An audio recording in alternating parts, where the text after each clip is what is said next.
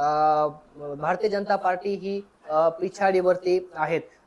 या या ठिकाणी 9 नंबर प्रभाग, 10 नंबर प्रभाग आणि या ठिकाणी संपूर्ण अपडेट घेऊन 1 नंबर, 9 नंबर, 10 नंबरचे अपडेट घेऊन हरीश माळू सर आपल्या सोबत जोडले जात आहेत। हरीश माळू सरांशी आपण या ठिकाणी संपर्क करणार आहोत। सर जी नमस्ते, येतोय आवाज? हा ना, येतोय। नमस्ते। नमस्ते सर जी, काय सांगता येईल अपडेट? प्रभाग क्रमांक 1, प्रभाग क्रमांक 9, प्रभाग क्रमांक 10 याची सकाळी 10 वाजेला आपलं इंडियन मेडिकल असोसिएशन इथे मतमोजणीला सुरुवात झाली। अनेक वेळेला काही 2 उमेदवारांमध्ये चित्र पलटत गेलं, परंतु आता फायनली असं झालंय की इथे शिवसेनेला लोकांनी मताधिक्य दिलं आणि प्रभाग क्रमांक 1 मध्ये 4चे 4 शिवसेनेचे उमेदवार निवडून येताना दिसत आहेत।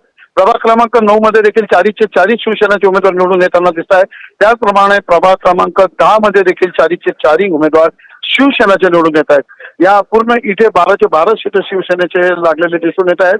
पण एक घडामोडी अशी होते की गीते परिवाराकडनं त्यांना काय ते अधिकाऱ्यांशी आता चर्चा करतायत, बोलतायत, त्यांना रिकाउंटिंग करायची असं त्यांनी सांगितलेलं। आता नेमकं काय होतं, त्यांचा अर्ज कशा पद्धतीने स्वीकारला जातो किंवा काय हे बघणं महत्वाचं ठरणार आहे।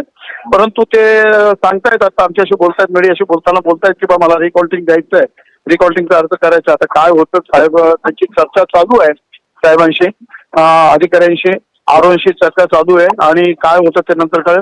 परंतु आत्ताच्या घडीला 4चे 4 उमेदवार सगळीकडनं 3 प्रभागामध्ये शिवसेनाचे निवडून आलेले दिसत आहेत। एकच जल्लोष इथे दिसतोय शिवसेनेमध्ये, एकच जल्लोष आहे, बाहेर खूप मोठ्या प्रमाणात जल्लोष आहे। इथे आनंद सगळीकडे गुलाल वगैरे उधळला जातोय, फोटोग्राफी वगैरे होते।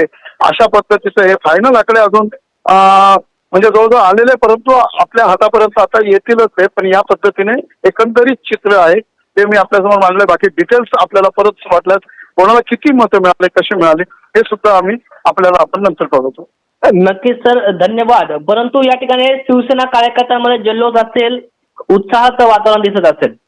नक्कीच नक्कीच सर, जे काही फायनल आकडेवारी असेल त्याची वाट आपले सर्व प्रेक्षक बघत आहात। परंतु 9 नंबर प्रभाग, 10 नंबर आणि 1 नंबर मध्ये सर्वचा सर्व शिवसेनेचे उमेदवार हे विजयाच्या दिशेने जात आहेत असं म्हणण्यास हरकत नाही।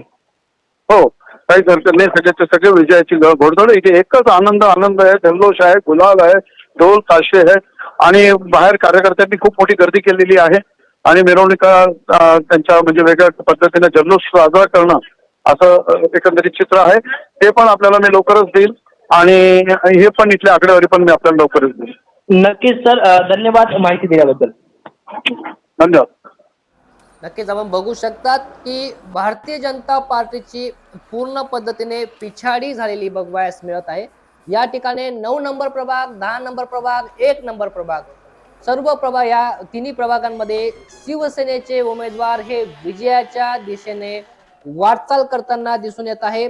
त्यामध्ये आपण जर बघितलं तर 10 नंबर प्रभाग मधून शिवसेनेचे जान्हवी कापसे हे उमेदवारी करत होते आणि बीजेपी कडून अ गटातून श्वेता साबणे हे उमेदवारी करत होते। आणि यामध्ये खऱ्या अर्थाने 10 नंबर प्रभाग अ गटातून शिवसेनेचे जान्हवी कापसे हे विजयी होताना दिसून येत आहे।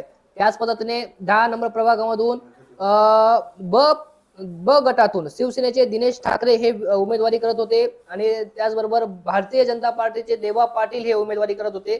परंतु या ठिकाणी शिवसेनेचे दिनेश ठाकरे हे विजयाच्या दिशेने जाताना दिसून येत आहे। त्याच पद्धतीने क गटातून 10 नंबर प्रभागातून शिवसेनेचे हर्षिदा लाडके हे शिवसेनेतर्फे उमेदवारी करत होते आणि भारतीय जनता पार्टीकडून आशा भडांगे या उमेदवारी करत होत्या। परंतु यामध्ये शिवसेनेची हर्षिदा लाडके हे या ठिकाणी विजयी होताना दिसून येत आहे। त्याच पद्धतीने ड